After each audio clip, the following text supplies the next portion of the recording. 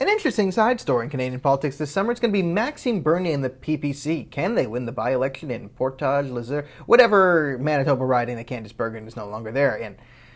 This is the ideal conditions for the PPC. This is somewhere where it's a very right-wing riding, so there's no left to scaremonger, split the vote. It's going to be them or the Conservative Party. And they got Maxime Bernier running, so we're going to learn exactly what Maxime Bernier's star power brings to a race. Now, it goes without saying, if Maxime Bernier wins this race and is in government, well, then he's leader of the PPC. I mean, for sure, another 4 years. But even longer than that, right? And it's a good thing. He's in government. It can be like the right-wing Elizabeth May Green Party. If he does not win, I think the PPC needs to do some major soul-searching, because my main criticism of the PPC is it would be fine if it's a political party. It's not a political party. It's the Maxime Bernier show that exists mostly on Twitter. So this will test Maxime Bernier. Can he prove me wrong? And the other people who say similar doubts, which is, this is a local riding, right? This is going to be a much more local election. Can the PPC focus on local issues? Can they do boots to the ground? Can they get a campaign going? Can Maxime Bernier show discipline and go into an English-speaking riding and charm them and convince them he's a better choice? We'll find out. He's got a couple months to do it. Like, can he apply himself? Because the PPC has always had, a lot of good candidates and volunteers. Let's say, a few crazies mixed in, but it's a new party. Who cares? But there's a lot of good people who run as PPC candidates, and you talk to nearly all of them, and then the complaint is the same, their experience is the same. They don't get much help from PPC headquarters.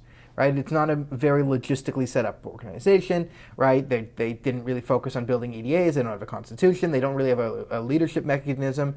Right, they're kind of just floating together, tweeting stuff on the internet. Now, what does the PPC do well? The PPC does well by, let's say, being the bold ones. It's good that they have a dissident view on gender ideology. Bill C-4 and that passing the Conservative Party unanimously is going to hurt conservatives, and rightfully so. And good on the PPC for capitalizing on this. Is the hope that the Conservative Party sort of grows a bit more of a backbone and starts to tiptoe into this water and starting to push back against the incredibly radical gender ideology stuff, like medical experiments on children level things. That would be nice. And the PPC, it's good that they're there to be the only ones talking about these issues and, keeping the conversation at least afloat in Canada. And this serves a value, and it brings them a lot of non-right-wing people, the generally more center-left women who are now called TERFs, and they vandalize rape centers and threaten to kill them. Like, the PPC is the only party that isn't gaslighting them. So that's good. It's good that they are willing to wade into cultural issues where a lot of people are talking about that every other party is afraid of. That's one of the things that's not one of the things they do well. That's the thing they do best. What do they not do well?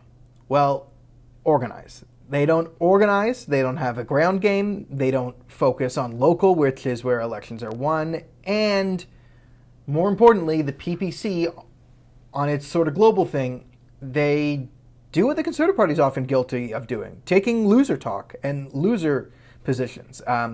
They don't complain about Justin Trudeau as much as they complain about Pierre Poilievre. And they market themselves in doing so as the opposition to the opposition.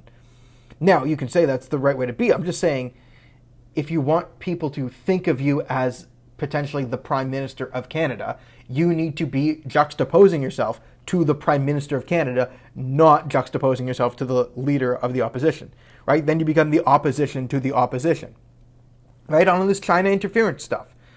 The Maxime Bernier is not that silent. He's kind of silent on this. This is a liberal party scan. You can broaden it out from there, but you're letting the Conservatives be the voice of the opposition for what people care about. And there's some people who care about gender stuff. That's great, and there's some people who still care about the COVID mandate. But that whole segment of the population, most people, I'm going to be honest, most people want to get over COVID.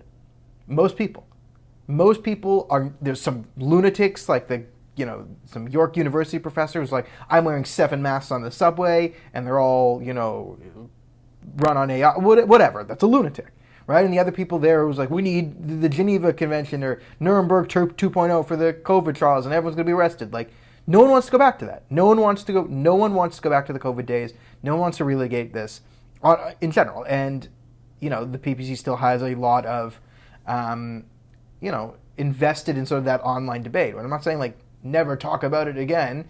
You can rah off of it, but it's not an election-winning focus. People want to get past COVID, and you need more stuff to do that. And the Liberal Party and the NDP are crazy lefties, and they have great material they're providing you with, but you're letting Pierre Poilievre use that material, and then you're going in the comment section of Pierre's videos and being like, you're not conservative enough. It's loser talk. Quit being losers. We already have a loser-themed right-wing party. That's conservatives. They're friggin' losers. They're dweebs, dressed up in suits going to high schools trying to recruit kids. Losers. It's loser talk. That's a loser thing to do. PPC, don't be losers. Take winning rhetoric. Be winners. All right.